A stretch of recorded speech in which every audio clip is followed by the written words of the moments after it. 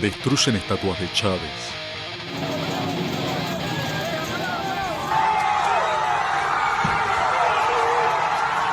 Denuncian centros de tortura. Desfigurado su rostro, dentro de esta cárcel, un joven que no ha tenido juicio, secuestrado por el gobierno de Nicolás Maduro, aquí están las consecuencias. Y esto no lo vamos a soportar. Preferimos la muerte. Presos políticos.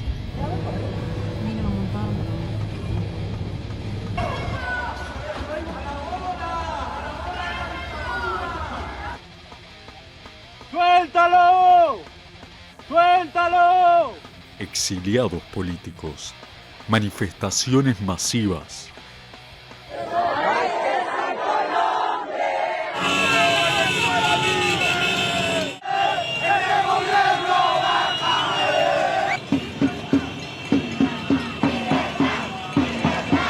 Enfrentamientos armados entre grupos chavistas y antichavistas. Epa, está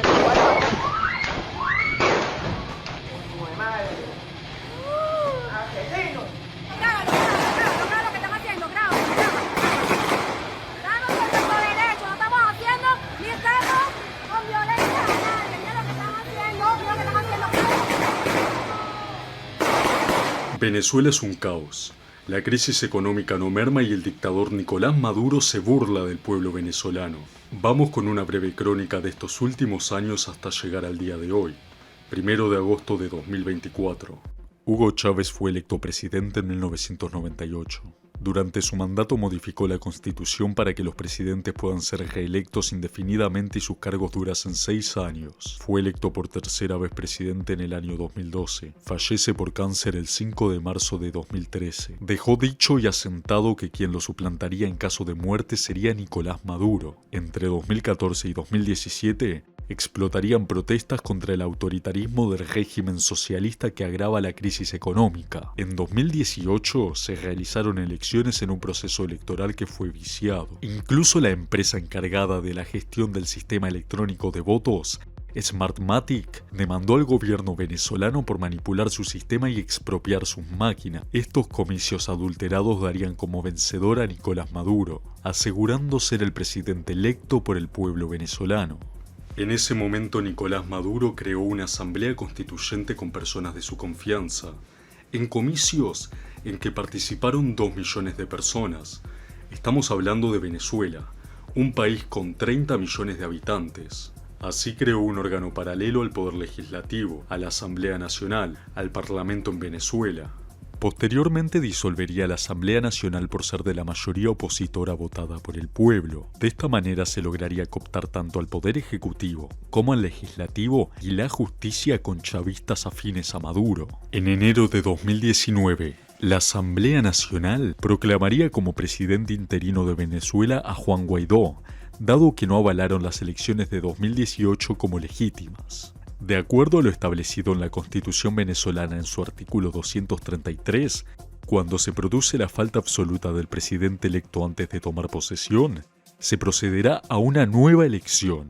Mientras elige y toma la posesión el nuevo presidente o presidenta, se encargará de la presidencia de la República el presidente o presidenta de la Asamblea Nacional, en este caso, Juan Guaidó. Adicionalmente, en el artículo 333 de la Constitución de Venezuela, establece que no perderá su vigencia la Constitución si dejare de observarse por acto de fuerza o porque fuere derogada por cualquier otro medio distinto al previsto en ella.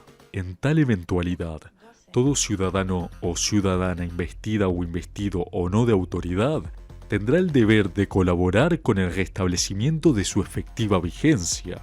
Tanto la Asamblea Constituyente impuesta por Maduro como el Tribunal Supremo de Justicia desconocieron a la Constitución al imponer una Asamblea Constituyente sin convocar a referéndum para la elección libre y democrática de los constituyentes. Esta movida le supuso a Guaidó que se congelen inmediatamente sus cuentas bancarias y se prohíba su salida del país. En marzo es inhabilitado como líder del Parlamento y se le prohíbe ejercer cargos públicos. En abril se le sacan sus fueros para que sea enjuiciado penalmente. En septiembre la Asamblea Nacional vuelve a ratificar a Guaidó como presidente.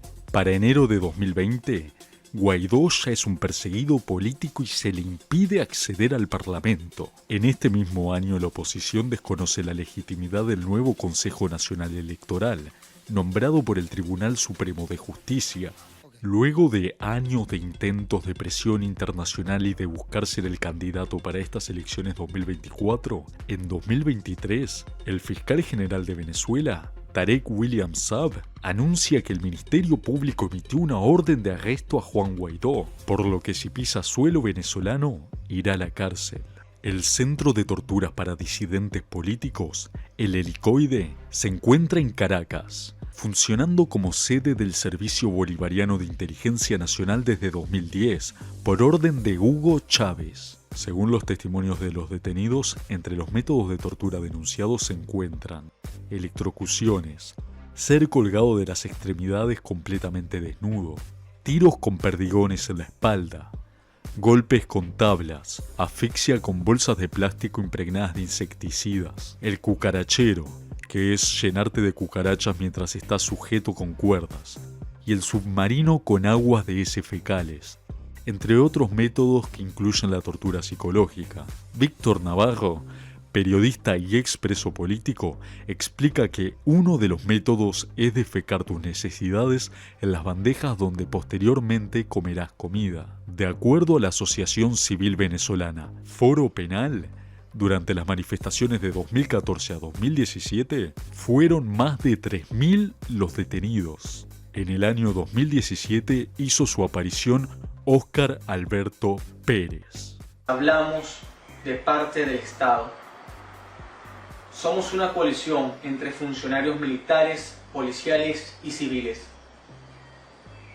en la búsqueda del equilibrio y en contra de este gobierno transitorio criminal.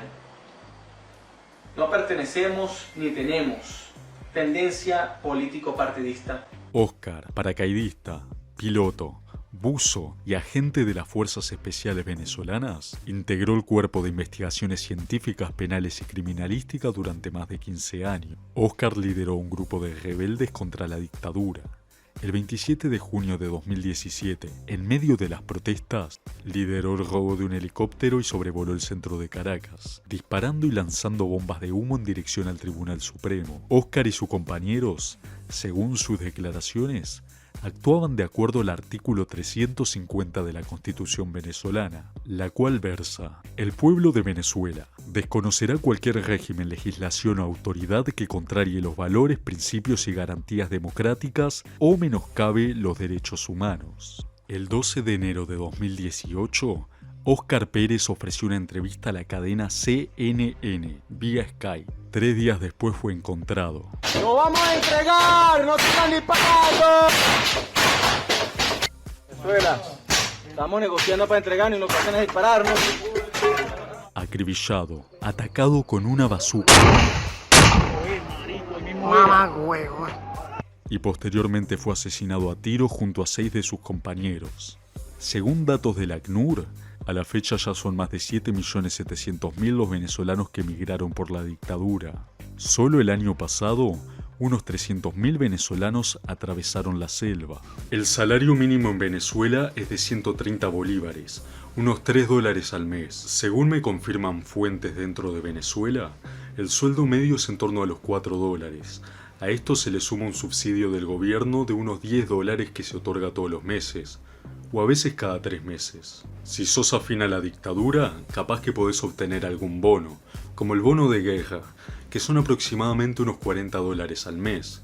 Así que sumando y si tenés mucha suerte, podrías llegar a ganar unos $55 al mes en Venezuela, unos 2.200 pesos uruguayos. Vamos a las elecciones de este año, 2024. El Acuerdo de Barbados sobre la promoción de derechos políticos y garantías electorales para todos los venezolanos fue un acuerdo firmado por el gobierno venezolano y la oposición en Barbados a finales de 2023, obteniendo así una mejora en las relaciones comerciales entre Venezuela y Estados Unidos. En el primer punto del acuerdo se establecía que las partes se reconocen y respetan el derecho de cada actor político de seleccionar su candidato candidato para las elecciones presidenciales, de manera libre y conforme a sus mecanismos internos, atendiendo a lo establecido en la Constitución de la República Bolivariana de Venezuela y la ley. Este punto se violó mediante la inhabilitación de Corina Machado, la principal líder opositora, impidiendo que participe de las elecciones. También se inhabilitó a Corina Lloris,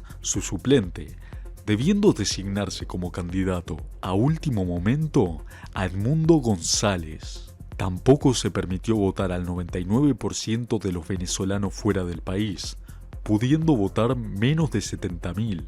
El cuarto punto del acuerdo hacía referencia a que se permitiera a veedores internacionales ver el proceso para ratificar el buen cumplimiento del mismo. De acuerdo a la Constitución venezolana, explícitamente se nombraba a la Unión Europea, pero la dictadura les impidió participar de observadores. El quinto punto era sobre las condiciones de un proceso electoral pacífico y participativo. Si no quieren que Venezuela caiga en un baño de sangre, en una guerra civil fratricida, producto de los fascistas, garanticemos el más grande éxito, la más grande victoria. En fin, que el acuerdo solo sirvió para aliviar al régimen. Ya venido el día de la elección empezaron las irregularidades. Centros de votación que no abren, largas filas y funcionarios que pasan los datos de quienes votaron a funcionarios del gobierno. Usted está pasando los números de cédula. ¿A dónde usted está pasando los números de cédula? Yo no te puedo estar dando esa información. Ok, usted no puede hacer eso. Tienes que hablar, mira, ve, usted no puede hacer eso y le estoy grabando. No, señor. Ya llegada la hora del conteo, la ciudadanía se encontraba en los centros de votación para fiscalizar la apertura de urnas y los exiliados en los consulados. En el centro de votación Escuela Inicial frente a la Plaza Bolívar, el régimen ha secuestrado el centro de votación, impidiendo que nuestros testigos de mesa pasen a cumplir sus funciones. El pueblo está aquí desde antes de las 4 de la mañana. No nos vamos a ir de aquí. Con un 72% de las actas escrutadas, la tendencia marcaba una clara victoria de la oposición. Ahí empezó lo más feo. Escuadrones armados echando a los votantes de los centros de votación y embajadas que no permitieron el acceso al escrutinio a los propios venezolanos. Solo en esa noche murieron al menos 12 personas, mientras las familias huían a sus hogares y algunos valientes buscaban custodiar las urnas. Sin el escrutinio detallado de las actas, el Consejo Nacional Electoral proclamó a Nicolás Maduro como presidente, con 80% del escrutinio. La oposición anunció que había logrado reunir 73,2% de las actas y que el resultado le otorga a Edmundo González Urrutia 6.250.000 votos frente a 2.280.000 votos a Maduro. Los canales oficiales del régimen comunicaron que Maduro ganó con 51,2% de los votos frente al 44,2% de Edmundo González y el 4,6% del resto de candidatos. Lo curioso es que cuando mirás los números, son redondos hasta el sextagesimal. Las posibilidades de que esto sucediera son de 1 en 100 millones. O en otras palabras, ni siquiera se molestaron en disimular el fraude. Al día siguiente la oposición convocó a una manifestación popular en las calles pidiendo las actas. Se echó a las delegaciones internacionales, entre ellas a la de Uruguay, y se emitió una orden de detención a Corina Machado, principal líder opositora. Maduro acusó a Elon Musk y a Javier Milei de intervenir en Venezuela. Se habilitó una aplicación para denunciar a quien participa en las manifestaciones, y el fiscal general acusó a los manifestantes de usar salsa de tomate para fingir que estaban sangrando. Han hasta simulado hechos punibles y van a ser detenidos por ello. Caen en el piso, le echan salsa de tomate a la persona en el suelo, algo jamás visto de teatro. Mientras tanto, sigue aumentando la cantidad de muertos y de desaparecidos. Según me confirman venezolanos dentro de Venezuela, la movilización social es la más grande hasta la fecha. En este momento nos encontramos hoy, 1 de agosto. Fuerza, venezolanos. Cuídense. Cuiden a su familia. Si están allá y van a salir a la calle, háganlo organizados por sobre todo y procurando su propia seguridad. Ustedes son héroes. Espero que puedan sacar a Maduro y a todos los chavistas y a todos los comunistas. Abajo la dictadura.